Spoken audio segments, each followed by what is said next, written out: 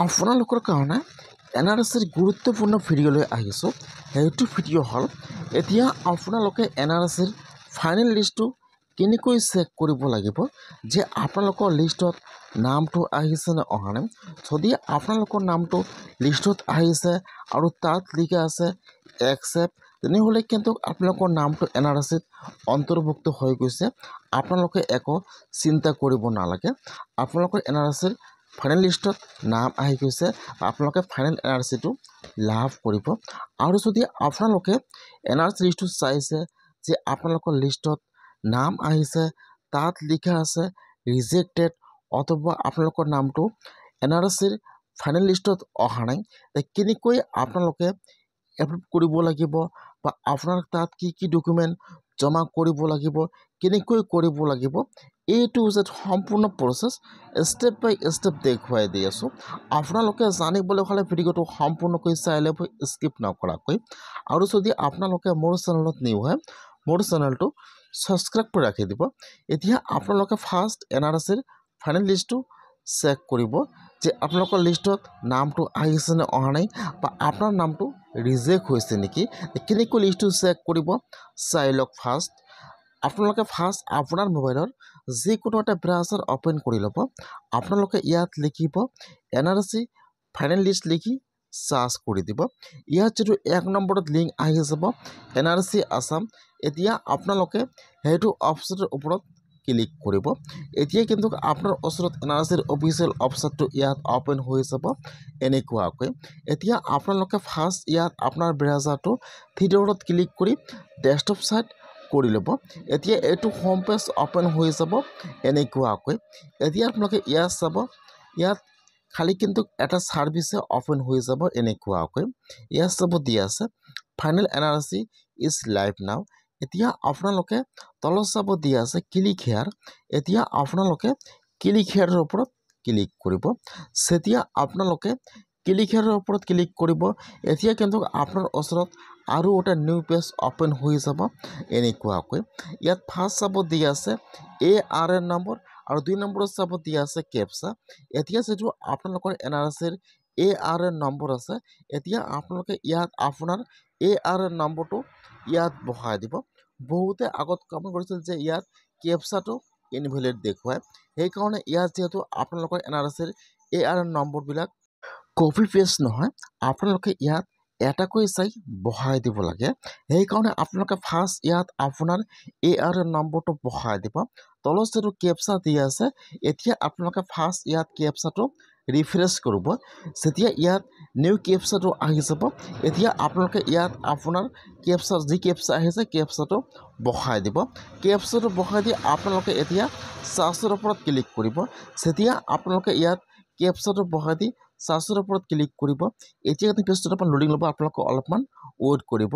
First ইয়াত আপোনাৰ details সম্পূৰ্ণ আহি যাব। তাৰপিছত ইয়াত আপোনাৰ ফেমিলিৰ সকলো সদস্যৰ নাম ইয়াত আহি যাব এনেকুৱাকৈ। ফাৰ্ষ্ট ইয়াত চিৰিয়েল নম্বৰ আহি যাব, মেম্বাৰ ID নম্বৰ আহি যাব। তাৰপিছত আপোনাৰ ইয়াত ফুল নেম আহি যাব, তাৰপিছত আপোনাৰ জেণ্ডাৰ আহি যাব, ইয়াত আপোনাৰ গাৰ্জিয়ান নেম আহি যাব, ইয়াত আপোনাৰ ফাদাৰ্ছ নেম আৰু মাদাৰ্ছ নেম আহি যাব। আৰু এইফালত চাব দিয়া আছে ষ্টেটাছ, এইফালত চাব দিয়া আছে একচেপ্ট।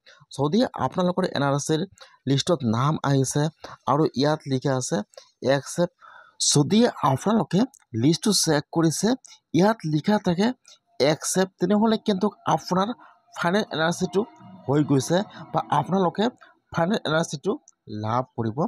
আৰু যদি আপোনালোকৰ লিষ্টত নাম আহিছে ইয়াত লিখা থাকে ৰিজেক্ট, তেনেহ'লে কিন্তু আপোনাৰ নামটো ৰিজেক্ট হৈ গৈছে।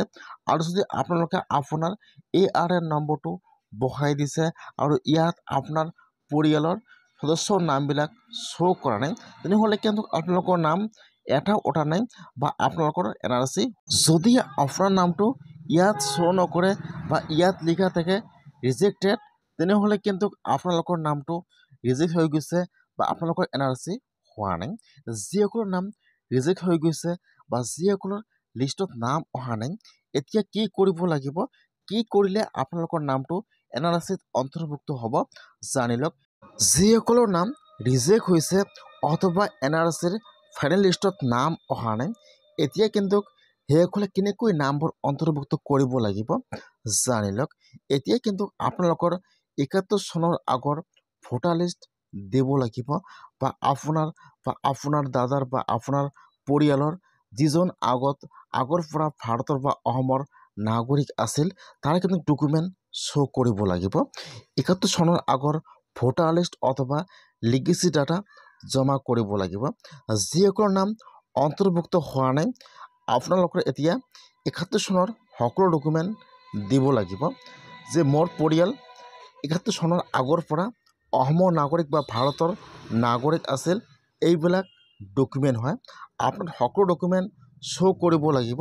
যদি আপোনালোকে অৰিজিনেল অসমৰ বা ভাৰতৰ নাগৰিক আছিল তেনেহ'লে আপোনালোকৰ ডকুমেণ্ট নিশ্চয় আছে, বা ৭১ চনৰ আগৰ ভোটাৰ লিষ্ট আছে। এতিয়া আপোনালোকে NRCত আপোনাৰ সেইবোৰ ডকুমেণ্ট শ্ব' কৰিব যে মোৰ নামবোৰ অন্তৰ্ভুক্ত হোৱা নাই। যদি আপোনালোকৰ সকলো ডকুমেণ্ট সঠিক হয় ভেৰিফাই কৰিব।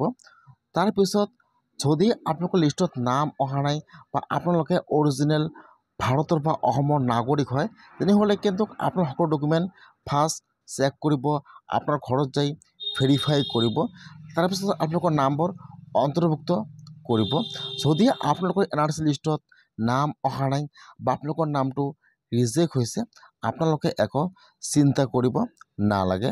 ইতিমধ্যে কিন্তু অসমত হয় SIRৰ কাম আৰম্ভ হৈ যাব, নহ'লে কিন্তু NRCৰ কাম আৰম্ভ হৈ যাব। দুটাৰ ভিতৰত কিন্তু এটা কাম আৰম্ভ হৈ যাব। যদি আপোনালোকৰ NRCত নাম অন্তৰ্ভুক্ত হোৱা নাই আপোনালোকে একো চিন্তা কৰিব নালাগে। যদি আপোনালোকৰ সকলো ডকুমেণ্ট আছে আপোনাৰ ডকুমেণ্টবোৰ শ্ব' কৰিলে কিন্তু আপোনালোকে অসমৰ বা ভাৰতৰ নাগৰিক হৈ যাব। ইতিমধ্যে কিন্তু এই মাহৰ ভিতৰত SIRৰ কাম আৰম্ভ হোৱাৰ কথা আছিল, কিন্তু এতিয়ালৈকে SIR আৰম্ভ হোৱা নাই। সেইকাৰণে কিন্তু অসমত হয় দুটাৰ ভিতৰত এটা কাম 2025ৰ ভিতৰত আৰম্ভ হৈ যাব। হয় SIR আৰম্ভ হৈ যাব, নহ'লে কিন্তু অসমত NRCৰ কাম আৰম্ভ হৈ যাব।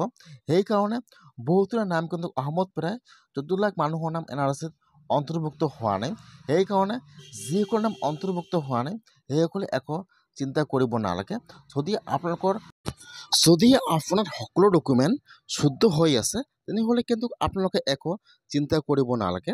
যদি আপোনালোকে লিষ্টটো চেক কৰিছে তাত আপোনালোকৰ নামটো ৰিজেক্ট হৈছে তেনেহ'লে কিন্তু আপোনালোকৰ নামটো অন্তৰ্ভুক্ত হৈ যাব।